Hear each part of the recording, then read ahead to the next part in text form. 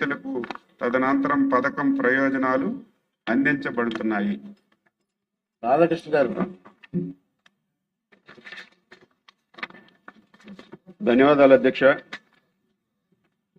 ఈరోజు గౌరవ మంత్రివర్యులు అన్నదాత సుఖీభవ పిఎం కిసాన్ పథకం ద్వారా ఈ రాష్ట్రంలో రైతులకు అందుతున్నటువంటి లబ్ధిని తెలియజేయటం చాలా సంతోషం అధ్యక్ష.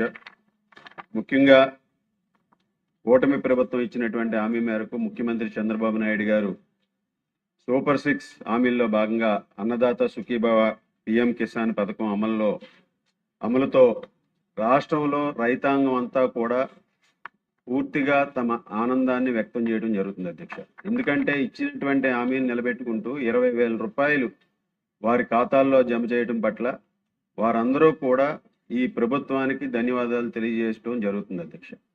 ముఖ్యంగా మనందరం కూడా చూసాం అధ్యక్ష, గత ప్రభుత్వంలో 13,500 రూపాయలు 12,500 రూపాయలు ఇస్తానని హామీ ఇచ్చి కేవలం 7,500 మాత్రమే రైతులకు అందించి దగాకోరు సంక్షేమాన్ని అందించినటువంటి విషయం అందరికీ కూడా తెలుసు అధ్యక్ష. అయితే ఈ ప్రభుత్వం ఇచ్చినటువంటి హామీ మేరకు 20,000 రూపాయలు అందించడం, అలాగే ఈ సంవత్సరం కూడా జూన్లో మరొక విడతగా కూడా మొదటి విడతగా రైతుల ఖాతాల్లో 7,000 జమ అవడం కూడా ఈరోజు ధన్యవాదాలు తెలియజేసుకుంటున్నాను అధ్యక్ష.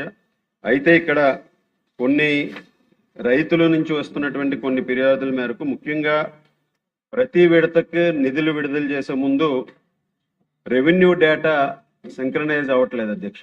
ఎందుకంటే పాత రెవెన్యూ డేటా అని మొన్న ఇచ్చినటువంటి విడతలో పాత రెవెన్యూ డేటా ఏదైతే ఉందో దాన్నే తీసుకుని ఈ నిధులు జమ చేయడం జరిగింది అధ్యక్ష. దానివలన కొత్తగా భూమి హక్కు పొందిన వాళ్ళు నూతన యజమానులు ఈ పథకంలోకి రాకుండా పాత వారికే వెళ్ళడం జరిగింది అధ్యక్ష. అలాగే రైతులు ఫిర్యాదులు నమోదు చేసుకోవడానికి ఈరోజు రైతు భరోసా కేంద్రాల్లో లిస్టులు పెట్టడం జరుగుతుంది అధ్యక్ష. కానీ వారికి ఒక యాప్ ద్వారా ఫిర్యాదులు చేసుకునేటటువంటి అవకాశాన్ని కూడా ఇస్తే ఇంకా బాగుంటుంది అధ్యక్ష. అలాగే హౌస్ హోల్డ్ సర్వే డేటాను కూడా పరిగణలోకి తీసుకుంటున్నారా లేదా?